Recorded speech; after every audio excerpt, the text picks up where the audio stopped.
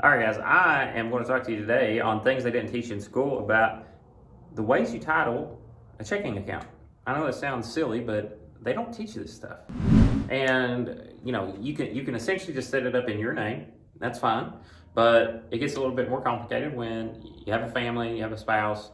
There are things that you can do to set you a basic checking account up, or savings account, CD, certificates of deposit, or even an investment account, to where you can make sure that your significant other and your family will be able to be taken care of without having to go through probate to get to the money if something were to happen to you. And by probate, what I mean is basically when you pass away, you have to go through the legal process of settling your estate, and somebody has to be named executor, administrator, to be able to handle that.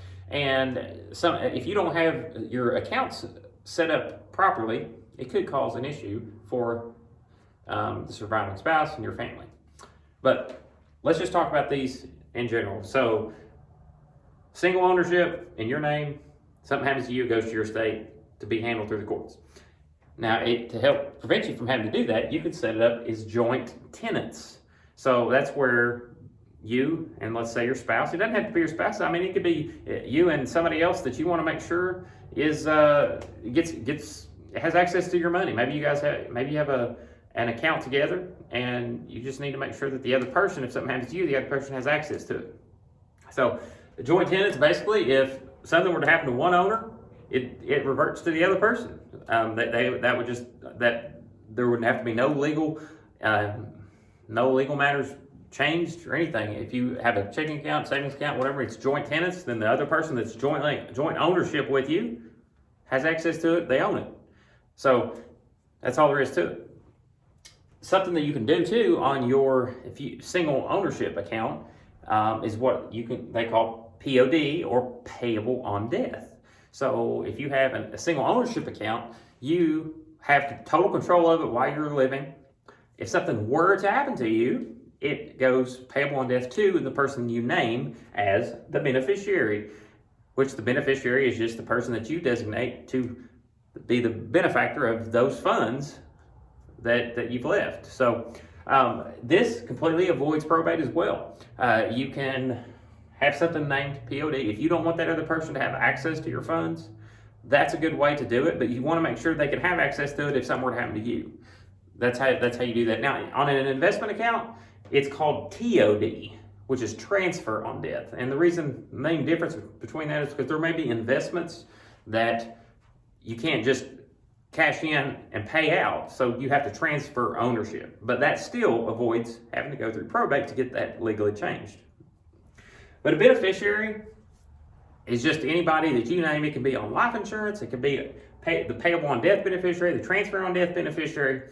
It's the person that's going to receive the benefit of those funds that you've left if something happens to you. And that's typically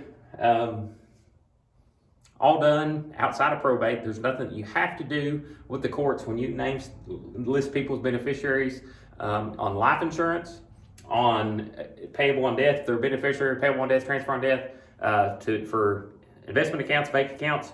Nothing has to be done. But I will say this: if you have set up your will to pay out a specific way and you want funds to be dispersed in a very particular way, you got to make sure that the funds that you're talking about go the right way. Because if you've got money say you got $1 million in a joint tenants account, but you want to make sure $500,000 goes to your niece that maybe's had a rough time, well, whoever the joint tenant is on that is going to get that. It's not going to get to your estate to go through your will to pass to your niece.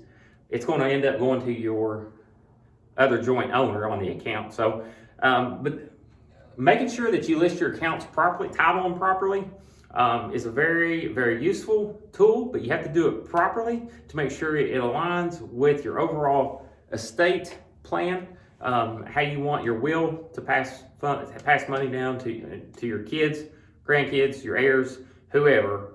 You need to make sure the way you title your accounts is titled in the way that it will accomplish what you're trying to accomplish with your will. But that's essentially the main different types that you can title a checking account, savings account, any kind of transactional account, like with money, whether it's an investment account or just a bank account. So I hope that helps you guys out. If you're looking at trying to set up an account, make sure you do it the right way to accomplish what you're wanting to do. Something else that you can do, I mean, you can always add payable on death to a single ownership account. So if you're sitting there and you're like, oh, well, I've set that up just in my name, but I want it to go to my wife, you can still add this anytime, no matter what account it is, if it's a checking account, investment account. So you just have to go to the bank, get online, fill out a form. It's really easy. It's not much to it. But I hope this, again, helps you guys out. Make sure that you've got your accounts set up properly. And I will catch you on our next video of things I didn't teach you in school.